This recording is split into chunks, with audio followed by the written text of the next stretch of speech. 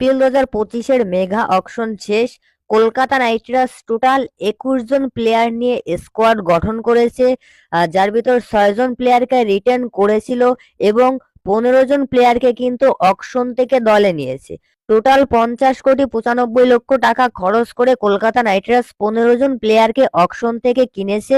তো এই ভিডিওতে আপনাদেরকে জানাবো কলকাতা নাইট রাইডার্স কোন কোন প্লেয়ারকে আইপিএল 2025-এর মেগা অকশন থেকে কত টাকা দিয়ে কিনেছে। তো সম্পূর্ণ ভিডিও দেখুন আর ক্রিকেট সংক্রান্ত সমস্ত আপডেট পেতে চ্যানেল অবশ্যই সাবস্ক্রাইব করে রাখুন। আর আপনি ফেসবুক থেকে দেখে থাকলে অবশ্যই পেজটি ফলো করে রাখুন। তো বন্ধুরা, গতকালই কিন্তু কলকাতা নাইট রাইডার্স প্রথম দিনের অকশন থেকে 7 জন প্লেয়ারকে কিনেছিল। সেই 7 জনের সম্পর্কে আপনাদেরকে আগেই জানিয়েছি এবং আজকে কিন্তু কলকাতা নাইট রাইডার্স 8 জন প্লেয়ারকে অকশন থেকে কিনেছে। তারপরেও আমি প্রত্যেকটা প্লেয়ারের সম্পর্কে বলছি। তো দেখো, কলকাতা নাইট রাইডার্স কিন্তু কুইন্টন ডিককে কিনেছে বিদেশি উইকেট কিপার হিসেবে 3,60,00,000 টাকা দিয়ে। ভেঙ্কটেশ আইয়ারকে ইন্ডিয়ান অলরাউন্ডার হিসেবে কিনেছে 23,75,00,000 টাকা দিয়ে। রহমানুল্লাহ গুরবাজকে কলকাতা নাইট রাইডার্স অকশন থেকে বেস্ট প্রাইস 2 কোটি টাকা দিয়ে কিনেছে। অ্যান্ড্রিক নোরকিয়াকে 6,50,00,000 টাকা দিয়ে বিদেশি ফাস্ট বোলার হিসেবে কিনেছে। অঙ্কৃশ রঘুবংশীকে 3 কোটি টাকা দিয়ে ইন্ডিয়ান ব্যাটসম্যান হিসেবে কিনেছে। বৈভব অরোরাকে 1,80,00,000 টাকা দিয়ে ইন্ডিয়ান পেসার হিসেবে কিনেছে। মায়াঙ্ক মার্কান্ডাকে 30 লক্ষ টাকা দিয়ে Kolkata Knight Riders Indian spinner হিসেবে কিনেছে। আজিঙ্কে রাহানাকে কলকাতা নাইট রাইডার্স 1,50,00,000 টাকা দিয়ে কিনেছে।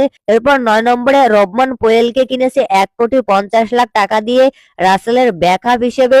এরপর মঈন আলীকে কিন্তু 2 কোটি টাকা দিয়ে কিনেছে সুনীল নারিনের ব্যাকআপ হিসেবে। এরপর অনুকূল রায়কে কিন্তু 40 লাখ টাকা দিয়ে কিনেছে। অনুকূল রায় কিন্তু গত সিজনেও কলকাতা নাইট রাইডার্সের ছিল।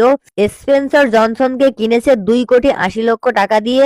স্পেন্সার জনসন কিন্তু অস্ট্রেলিয়ান ফাস্ট বোলার এবং এই মুহূর্তে দুর্দান্ত ফর্মে রয়েছে। স্পেন্সার জনসনকে কিন্তু বিদেশি ফাস্ট বোলার হিসেবে কিনেছে 2,80,00,000 টাকা দিয়ে।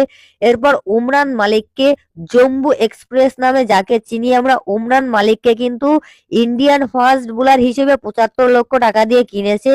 মনীষ পান্ডেকে 75 লক্ষ টাকা দিয়ে ইন্ডিয়ান ব্যাটসম্যান হিসেবে কিনেছে। লুবনীত সিসোদিয়াকে কিন্তু Kolkata Knight Riders as a Indian wicket keeper হিসেবে 30 লক্ষ টাকা দিয়ে কিনেছে। তো এই 15 জন প্লেয়ারকে কিন্তু আইপিএল 2025-এর মেগা অকশন থেকে কলকাতা নাইট রাইডার্স কিনেছে। আর 6 জন প্লেয়ারকে তো রিটেন করেছিল। এই টোটাল 15-6-21 জন প্লেয়ার কিন্তু এই মুহূর্তে কলকাতা নাইট রাইডার্সের স্কোয়াডে রয়েছে।